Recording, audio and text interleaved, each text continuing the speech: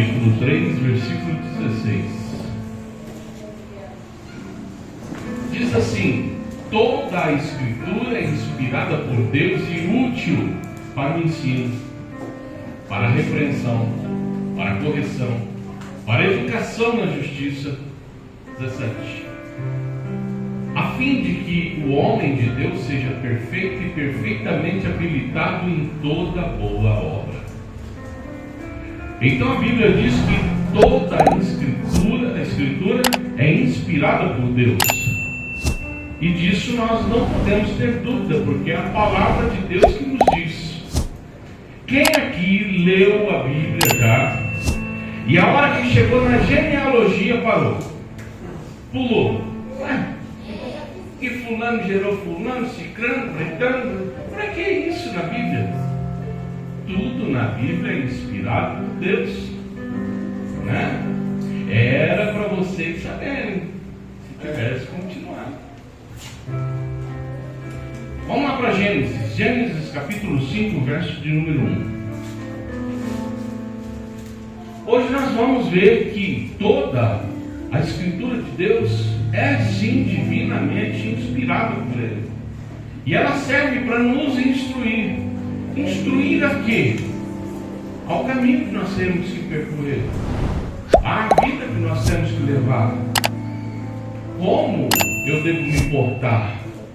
Como Deus quer que eu seja aqui na terra? Porque eu estou aqui por um propósito, e um propósito divino. Eu fiquei até os 32 anos perdido, porque eu não conhecia a palavra de Deus, eu não conhecia o amor de Deus. E aí Satanás, sabendo de todas essas coisas, lançou uma isca e conseguiu me fisgar. E até os 32 anos de idade eu fui prisioneiro de Satanás, até que Deus me libertou. Feche os seus olhos e vamos orar a Deus. Aleluia. Eu não sei o que você veio fazer aqui nessa noite, mas peça a Deus para falar com você de uma maneira especial. Senhor nosso Deus e Pai, em nome de Jesus, estamos reunidos como igreja, Pai, para te exaltar, te adorar, como já o fizemos. Mas nós necessitamos de ouvir a Tua voz nessa noite, Pai. Por isso pedimos, Pai, com o nosso coração, fala conosco de uma maneira especial. Que nós saiamos daqui nessa noite convictos de que sim, ouvimos a Tua voz. E que, além de ouvir a Tua voz, nós vamos praticar e seguir todo o ensinamento que a Tua palavra nos dá. É em nome de Jesus Cristo que nós oramos ao Senhor. Amém. Podem se sentar. Gênesis capítulo 1, verso de número 32. Eu vou ler alguns versículos só, porque senão nós vamos ficar até o 32 aqui falando, mas vamos lá. Versículo 1, Gênesis 5:1. Este é o livro da genealogia de Adão. No dia em que Deus criou o homem, a semelhança de Deus o fez. Versículo 3. Viveu Adão 130 anos e gerou um filho à sua semelhança, conforme a sua imagem, e lhe chamou Sete. Versículo 6. Sete viveu 105 anos e gerou a Enos. Versículo 9.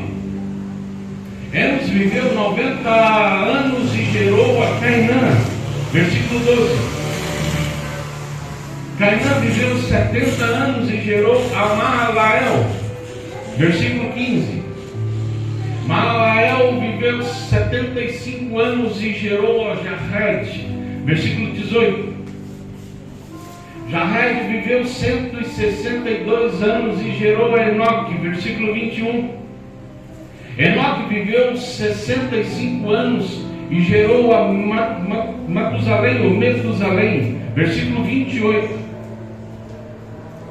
Lameque viveu 182 anos e gerou um filho. 29.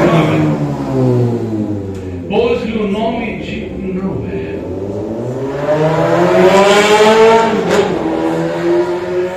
Eu, por diversas vezes, quando me converti, eu passava por essa genealogia e achava tão chato. Assim, para que colocaram isso na Bíblia? Para que serve esse monte de nome? Às vezes a gente esquece que a palavra de Deus, ela é um diamante, uma pedra preciosa, um ouro que está escondido no garimpo. E quanto mais você fuçar, quanto mais você cavar, mais você acha. Esses abençoados um dia vão se converter a Cristo. Eu creio nisso. Aí eu vou fazer uma motociata para Jesus. Vou fazer uma motociata para Jesus. Eu quero ver um desses que vai ter coragem de ir. Não vai, porque depois que se converte vira covarde. O cara é bandidão, assassino. Eu sou bandido, eu faço, acontece, se converte. Não tem coragem de nada. Você chama para ir numa praça evangelizar, não vai. O cara fumava maconha igual eu. Ia dentro das biqueiras, no meio do bandido, comprar o baseado. Mas não. Se converte, não tem coragem de convidar o vizinho. Como pode, né? Um cara corajoso se tornar covarde depois que conhece Cristo. Tem que ser valente, valente de Cristo. Tem que ter coragem de invadir o inferno e buscar as almas que lá estão. A gente não sabe o tesouro que a gente tem na mão, a preciosidade que a gente tem na mão. Por isso que em muitos países ainda hoje as pessoas são mortas por causa desse livro que está na tua mão. E a gente que tem uma riqueza dessas, a qualquer hora não dá o valor devido. Ao invés de debulhar, mergulhar nas Escrituras e conhecer o que lá estão, a gente lê aquilo que agrada a gente. Eu me lembro que uma vez eu ainda era obreiro e fizeram uma dinâmica e pediram para a gente escrever um bilhetinho e colocar dentro de um saco. E aí os obreiros que lá estavam iam tirar aquele bilhete e ler a palavra do Senhor.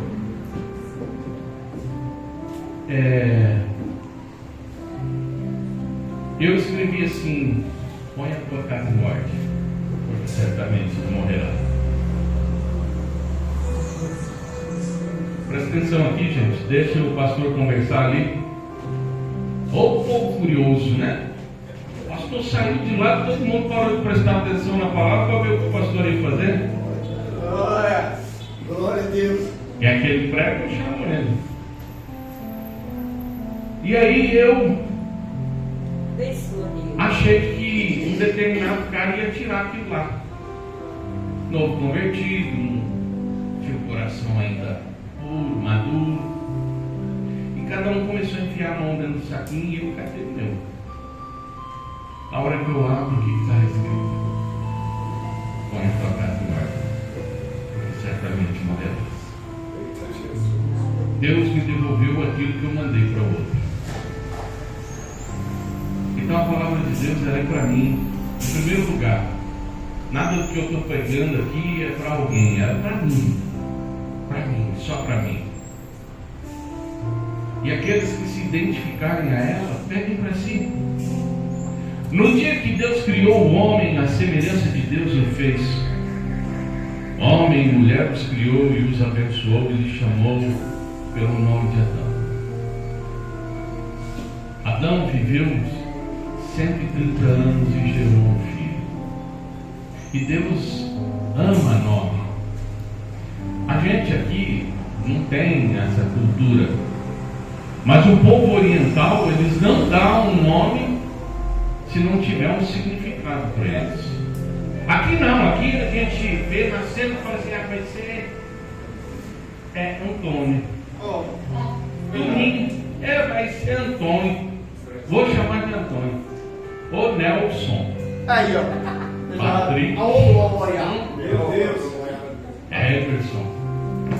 complicar, ainda põe Emerson Ricardo. Aí, ó. É de Deus. É de Deus. Sem saber o significado de nada. Ainda bem que o significado dos meus nomes são bons. Já pensou? Se não fosse. Mas o povo judeu não. O povo oriental, eles põem o significado em cada nome. Tem um sentido para eles. E aí Deus faz essa maravilha da genealogia. E a gente, à primeira vista, acha que é só uma lista grande de nomes. O que eu vou fazer com isso? Para que serve isso? Só que quando a gente começa a explorar o significado desses nomes, a gente vê que atrás daqueles nomes tem uma grande mensagem escondida. Que a gente, às vezes por não ter quem indicasse, ou quem explicasse, quem orientasse, ou até mesmo estudar acerca disso, não conseguimos entender o porquê daquilo. Mas Deus planejou tudo certinho para que nós pudéssemos desvendar tudo aquilo que está na palavra dele. Cada nome da genealogia de Gênesis 5 tem um significado específico. E juntos esses significados revelam uma grande mensagem, uma mensagem profunda sobre a condição humana, sobre a promessa de Deus, sobre a condição desse homem. E nós devemos passar isso para os demais. É função nossa, porque a genealogia ela é passada de geração em geração. Nós não temos esse costume. Eu não sei o nome do meu bisavô, tetravô. Quem dirá do primeiro? Não sei. Porque para nós isso daí se perde. A gente conhece muito bem pai, mãe, vô. Bom, vai lá. Tem uns que têm sorte. Conheci meu bisavô por parte de mãe. E um dia eu me lembro assim vagamente, aqueles flashes de memória que a gente tem. Eu devia ter uns 5, 6 anos, mais ou menos isso. E eu cheguei na casa deles e ele estava lá com um bolo na mesa. E eu comecei a comer aquele bolo com ele, e altos papos de bisavô com neto.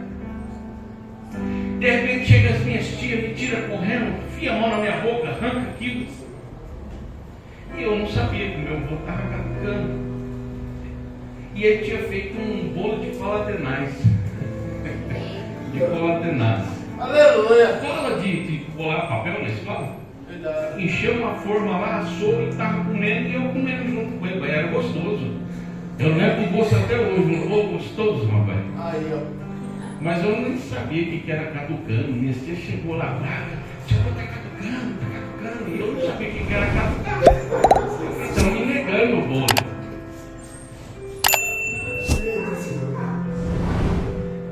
Significados dos nomes na genealogia de Adão até Noé formam uma mensagem divina que nós devemos reconhecer como a nossa condição humana. Adão significa homem ou humanidade. Por isso que nós somos chamados de seres humanos, por causa do nome Adão. E as pessoas não sabem disso. De onde saiu o humano? Por que humano? Porque Adão é humano, é homem. Sete é nomeado, apontado. Enos é mortal e fraco. Esses primeiros nomes descrevem a condição humana após a queda de Adão. Adão representa a humanidade em geral. Todos nós somos representados por Adão. Sete nos lembra que somos nomeados e conhecidos por Deus. Deus nos conhece pelo nosso nome. Sabe quem nós somos. Desde a eternidade Ele já pensou em cada um de nós. Ele viu que eu estaria aqui pregando a palavra dele. Ele viu que vidas se entregariam a Ele. Porque Ele conhece todas as coisas. Você pode ver que A genealogia ela começa de Adão 7. Porque a genealogia ela foi contada após a queda do homem. E Deus me conhece tanto que Ele manda Enos para nós, para destacar a nossa fragilidade, a nossa mortalidade, a nossa fraqueza diante de tudo que há.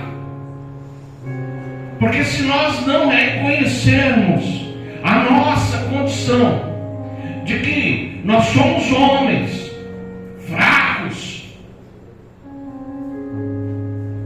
que nós precisamos desse Deus, nós vamos ficar no mesmo lugar sempre. Eu venho pregando sobre essas coisas, sobre o reconhecimento de quem nós somos, sobre a sinceridade com nós mesmos. É como eu olhar no espelho. Preguei aqui, foi domingo passado que eu preguei sobre o filtro, né? É como eu olhar no espelho e achar que sou magro. Eu estou mentindo para quem? Para mim mesmo. Porque eu não sou magro. Ou olhar e falar assim: nossa, eu sou um loiro dos olhos azuis.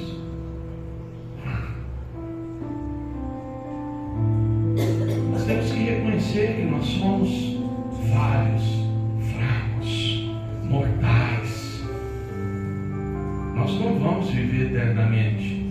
E aí você pensa comigo: por que nós não vamos viver eternamente?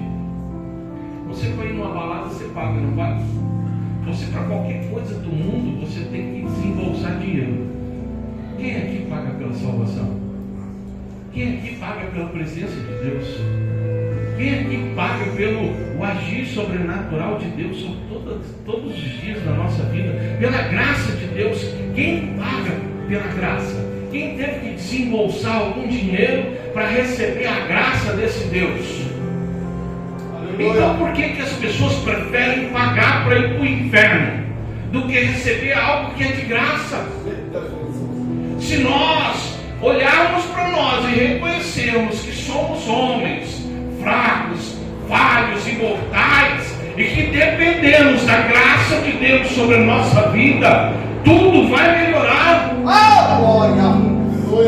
Salmo 8, versículo 4 e 5 diz assim: que é o homem para que dele se lembres, e o filho do homem para que o visites, contudo pouco menor o fizestes do que os anjos, e de glória em glória, de honra em honra o coroastes.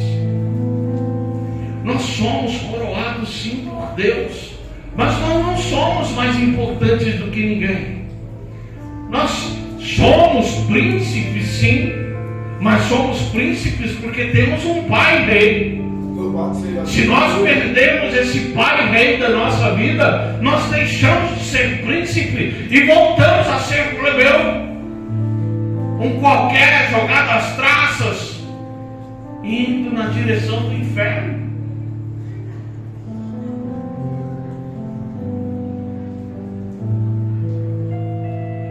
Segundo lugar,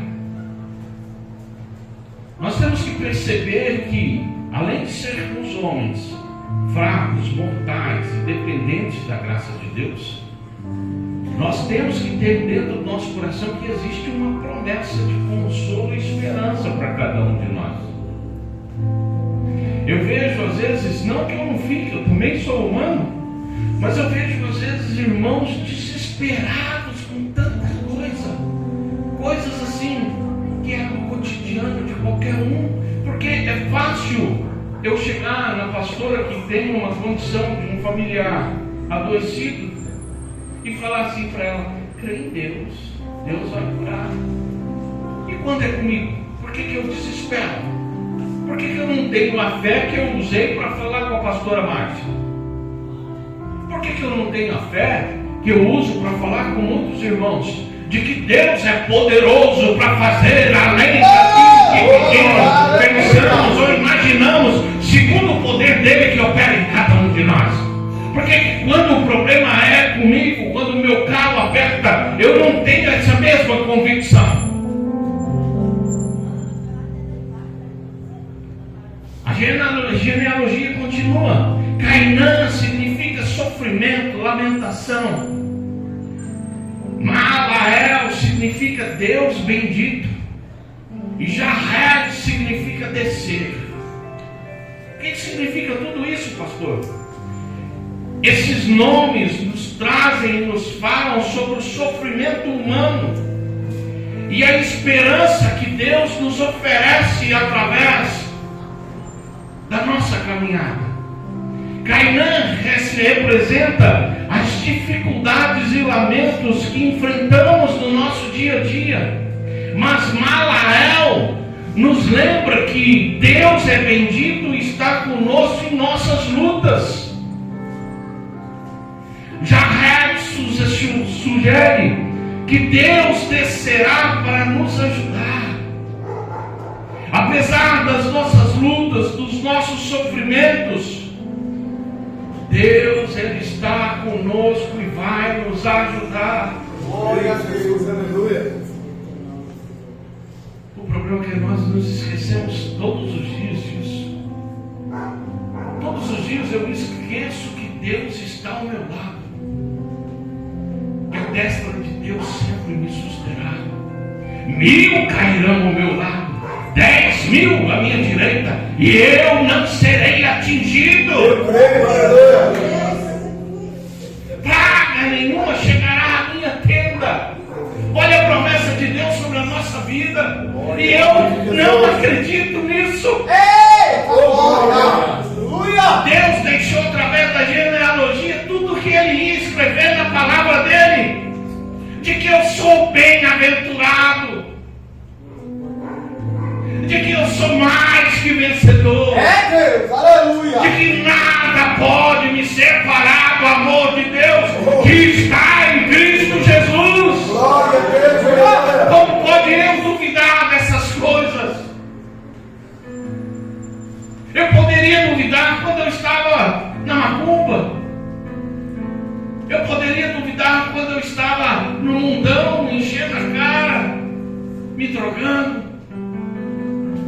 Mas eu conheci o Rei dos Reis, o Senhor do Senhor, aquele que me tirou do charco de lodo, aquele que olhou para mim, me abraçou, me chamou de filho e me deu uma nova condição de vida. Como pode eu duvidar da palavra do Senhor?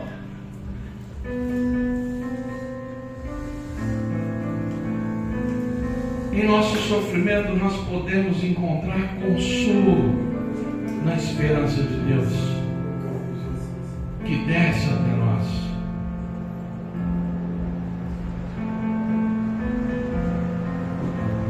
Deus, Ele vem sobre a nossa vida.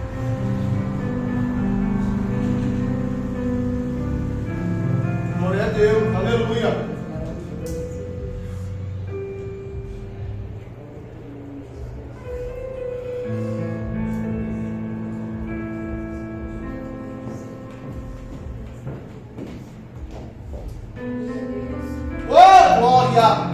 És maravilhoso, Jesus. Quando nós reconhecemos quem nós somos, eu sou humano, fraco, falho, que eu sou mortal, que eu preciso de Deus. Glória a Deus. Que na minha vida, na minha caminhada, eu vou ter sofrimento, eu vou me lamentar, sim. Mas que eu devo lembrar que Deus é bendito sobre a minha vida. E que Deus desce todos os dias para me abraçar.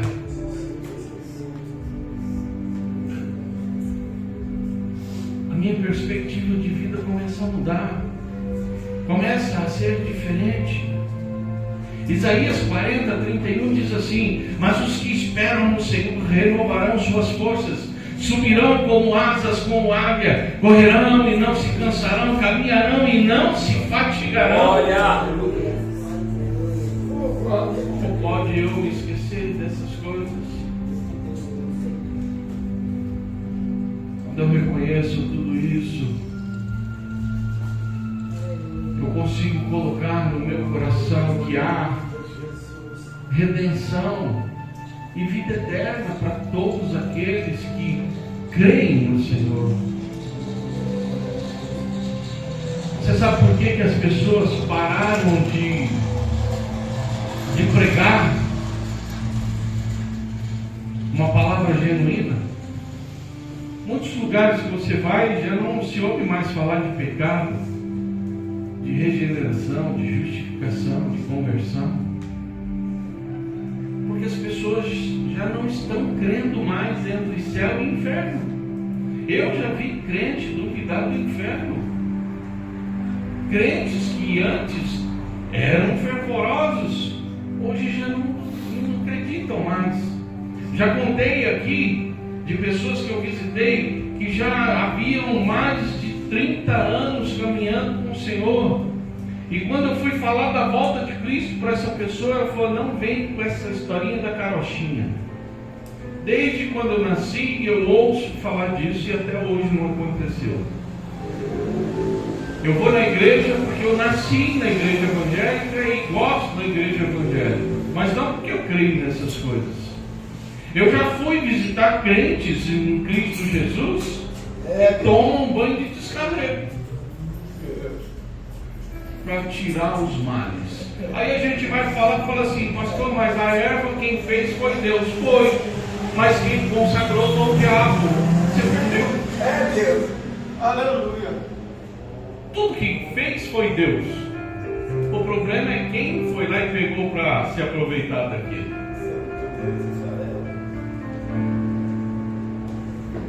As pessoas deixaram de acreditar e por isso não tem pregado, por isso não tem insistido para as pessoas, porque nós estamos como no tempo de Noé, e logo o dilúvio vem e aqueles que estão de fora da arca vai ficar. Só que dessa vez, se eu tive a oportunidade de falar do amor de Cristo e não falei, eu vou ser cobrado disso, porque o sangue daquele vai estar respingado nas minhas vestes. Mas eu também não acredito nisso, porque eu quero saber da minha coroa do céu. Eu quero saber que eu vou andar nas ruas de ouro de Jerusalém. Eu quero ver as jaspes nos muros da cidade. Nisso nós acreditamos, né? E por que não acreditar que o amor de Deus é maior que todas as coisas?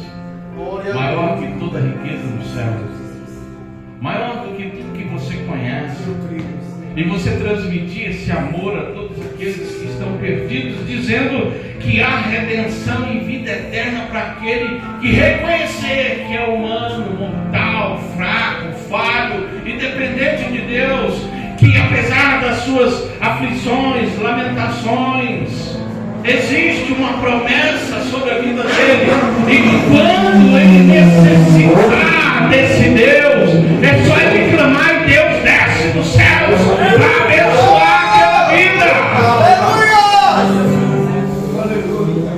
Como? Quer uma pregação mais simples do que essa?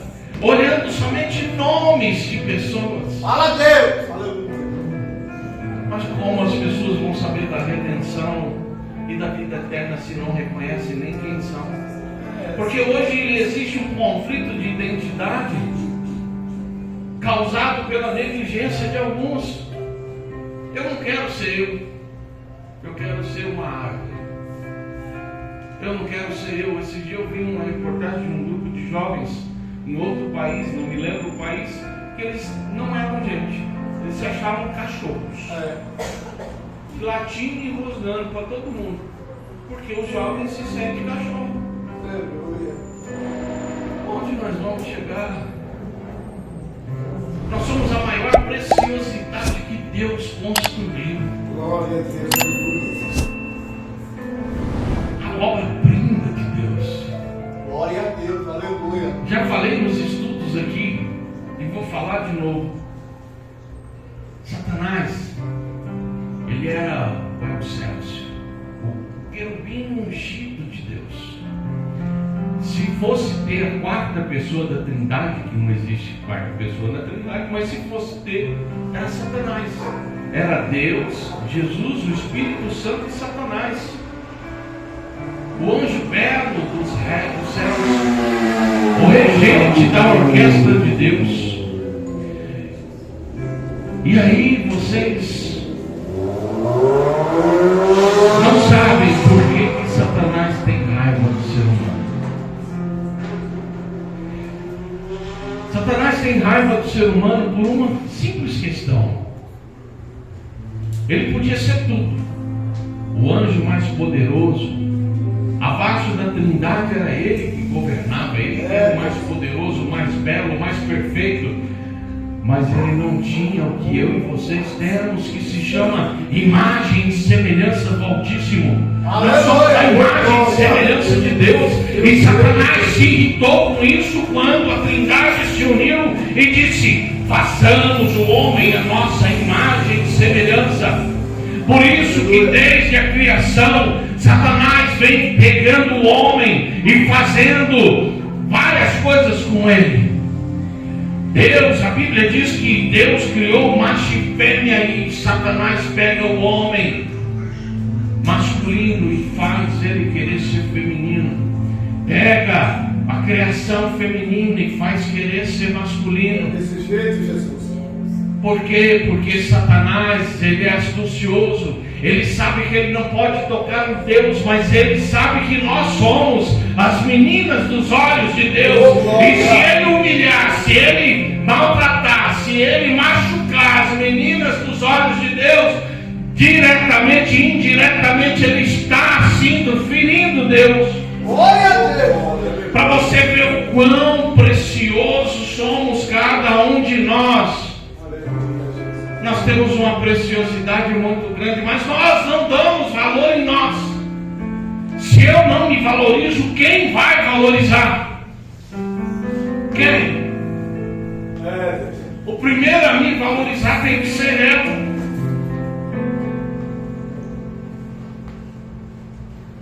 Redenção e vida eterna. A genealogia continua. Enoque significa ensinado, dedicado. Matusalém significa a sua morte trará. Lameque significa desespero. E Noé significa descanso e conforto. Enoque nos ensina a importância de andar com Deus, de sempre caminhar com Ele, todos os dias, em todos os momentos, como Ele próprio fez.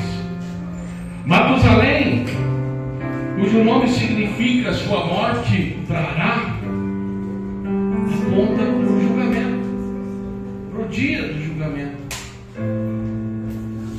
Quando Deus desceu do céu, se fez homem e sacrificou-se por nós,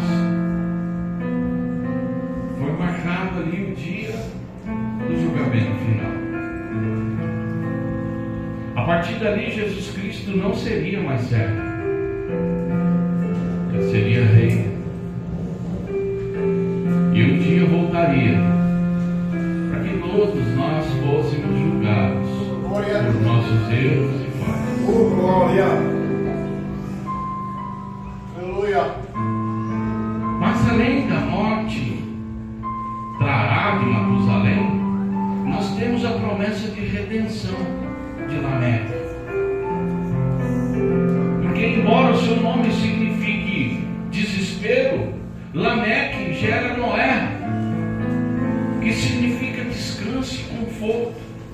E isso nos aponta para a redenção final, que está marcada para todos nós passarmos. Todos nós, no final, vamos ver Jesus Cristo. Eu creio, aleluia. E é esse Jesus que traz descanso, conforto eterno para a nossa alma. De que adianta nós aqui termos descanso e não ter na eternidade? Porque o descanso do ser humano é viver às pampas, é viver desregradamente, fazendo o que quer, do jeito que quer, da maneira que quer. E isso não é descanso, porque depois que nós morrermos vai ser tormento, porque nós estaremos sem presença de Deus. E Deus deixou nessa simples genealogia tudo aquilo que eu preciso saber para eu ser salvo.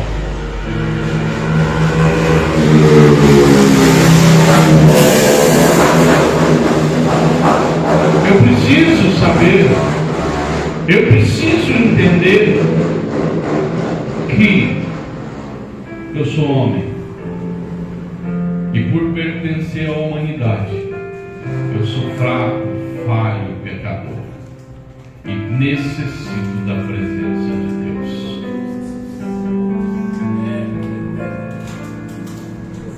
E apesar de estar com Deus, necessitar da presença de Deus, terão momentos em que eu vou me lamentar, sim.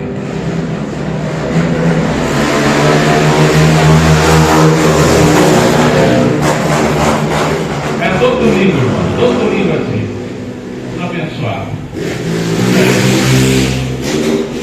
Eu vou me lamentar, sim, porque como Jesus Cristo disse, no mundo tereis aflições, mas tende bom ânimo, porque eu venci o mundo.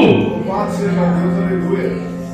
Então eu vou sim me lamentar, eu vou sim chorar, mas eu tenho que sempre lembrar que Deus é bendito sobre a minha vida. E que todas as vezes que eu preciso dele, ora com o meu coração, em secreto ele desce dos céus para me confortar, me consolar. Oh, glória. E que eu me mantendo nessa condição, eu vou ter a redenção da minha vida. Aleluia. Eu vou ter a conquista da vida eterna. Se eu andar na presença do Senhor, caminhar com o Senhor, apesar de ter um julgamento final, e esse julgamento final for de sofrimento para muitos, eu não vou passar por esse sofrimento, porque Cristo vive em mim, já não sou eu mais que vivo. Aleluia. Jesus Cristo trouxe descanso e conforto para minha alma. Verdade, aleluia. Que eu já comentei, quando eu era macumbeiro, eu lia só Apocalipse, porque eu queria saber o que ia acontecer comigo quando eu morresse. É Deus. Sempre tive medo do inferno. Então o povo fala assim, tem medo não? Tem sim. Tem sim. Pode ser o mais macho, quando chega perto da morte, ele pensa, ele fala para onde eu vou, É Jesus. o que eu vou fazer. É Deus. Meu Deus. O versículo que resume toda a nossa Bíblia Sagrada, João 3,16, diz assim: porque Deus amou o mundo de tal maneira que deu o seu Filho unigênito, para que todo aquele que nele crê não pereça, mas tenha a vida eterna. Louvado seja. Deus deu o seu Filho Oh, glória. pela minha vida que não vale nada. Ele deu o Filho dele por um homem que não vale nada, que não tinha uma perspectiva de vida pela frente, mas ele deu o Filho dele e eu pude sentir esse amor.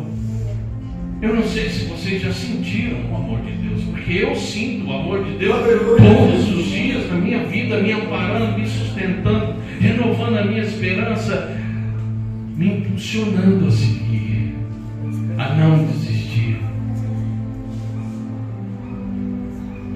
Me lembro lá no início, quando eu e Dona Ana, às vezes discutíamos, e ela era briguenta, brava, baixinha, brava. É Jesus. Glória. E eu ouvi uma voz dentro do meu coração dizer assim: não desiste dela, não. Glória a Deus. Aleluia. Ela é muito preciosa para mim. E hoje é mais crente do que eu. Dona Ana é mais crente do que eu. Aleluia. A genealogia de Gênesis 5. Oh, Espírito Santo de Deus. Vou deixar aqui. Aleluia. Não é apenas uma lista de nomes, não. A genealogia de Gênesis 5 carrega uma mensagem profunda sobre a condição humana. sofrimento humano e sobre a promessa de redenção e esperança que Deus tem para toda essa humanidade. Cada nome com o seu significado específico forma uma narrativa que aponta para a redenção final de Jesus Cristo. Que nós possamos reconhecer nossas necessidades de Deus, encontrar consolo na sua presença, de viver na esperança dessa redenção que Ele nos oferece. Que essa mensagem, escondida nesses nomes, nos fortaleça e nos encoraja a confiar em Deus, a permanecer com esse Deus, a não desconfiar desse Deus.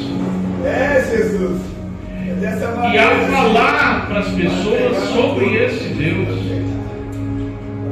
Eu não sei pregar, pastor, usa essa genealogia, Meu Deus. que você vai falar muito sobre Deus. Eu creio, Jesus. Porque para obter a redenção é só isso. Reconheça quem você é. Saiba que no mundo você vai passar sim por lutas, dificuldades, É, Senhor. mas que existe um Deus poderoso que te ama incondicionalmente. E que se você andar com Ele todos os dias da tua vida, você vai se encontrar com Ele na eternidade para abraçá-lo e viver em abundante alegria pelo resto dos tempos. Creia nisso e abra o teu coração para esse Deus e deixe Ele entrar na tua vida, em nome de Jesus. Que Deus abençoe vocês.